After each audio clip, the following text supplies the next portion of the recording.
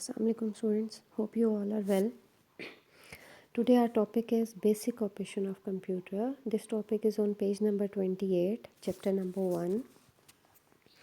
Here we have the four basic operations of computer. As you know that the computer processes the data, the instructions that you enter in your computer, it processes it according to those instructions.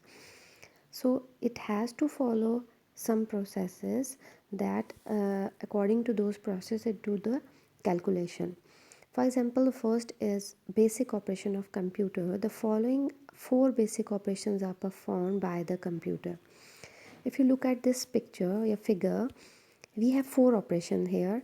Input means we give the input with the help of our input devices. Suppose we are using the keyboard. When we type with the help of the keyboard, the instructions are going to the inside the computer.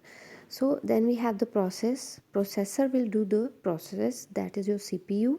It will do all processing, your calculation, ALU unit, control unit, they all do the calculations. Storage, if you want to save the data, it automatically save in the temporary memory devices like RAM. But if you want to save it permanently on the hard disk, then you have to save it with a specific name.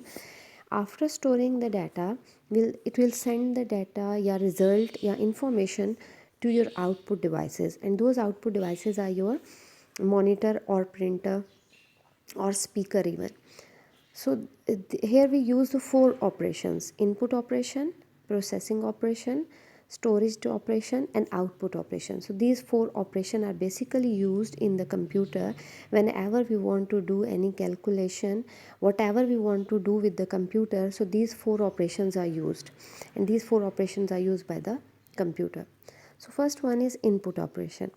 A computer is a data processing machine. Users enter data and instruction into the computer through keyboard or mouse. It can also be provided to the computer from a storage device such as hard disk, CD, or USB memory. The input data instructions are stored in memory for further processing. What is input? Input is basically the raw data that we enter in a computer. So any data that we enter in a computer with the help of our keyboard or mouse or scanner, that is your input. And we use these input devices to enter the data.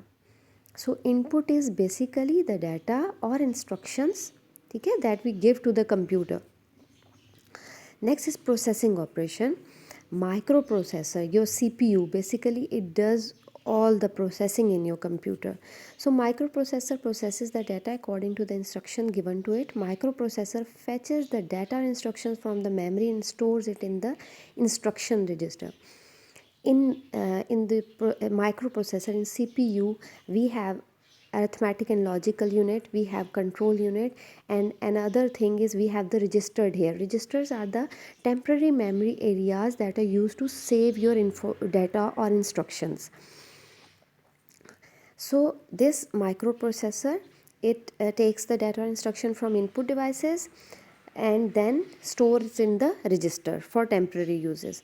Control unit then decodes the instruction to find out which operation is to be performed. And then after decoding the instructions, it sends signal to the other part of the computer to execute it. Means microprocessor CPU will do all the processing. If you want to do calculation, it will be done by ALU unit. Then control unit will control it. It send the data to other devices, and then after it send it to the memory unit. Third operation is storage operation. Means we want to store the data in the computer.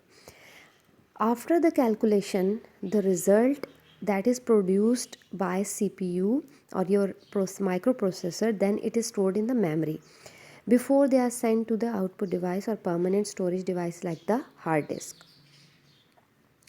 The last operation is your output operation. The result of data processing stored in memory must be output so that they can be seen by the user. The control unit display the result on monitor or print it on the printer. Result can also be saved in storage devices such as hard disk for the use in the future. We have different output devices, like we can get the output in through the speakers, or it can also be seen on the monitor, or it can be displayed on the printer. Monitor, printer, speaker, these are all your output devices. It's mean the devices that shows us the result, that gives us the result, are your output devices. So when the when the result, after calculation we get the result, when it is saved in your memory, in the fourth and last operation the result will be shown on your output devices, on monitor or printer or speaker.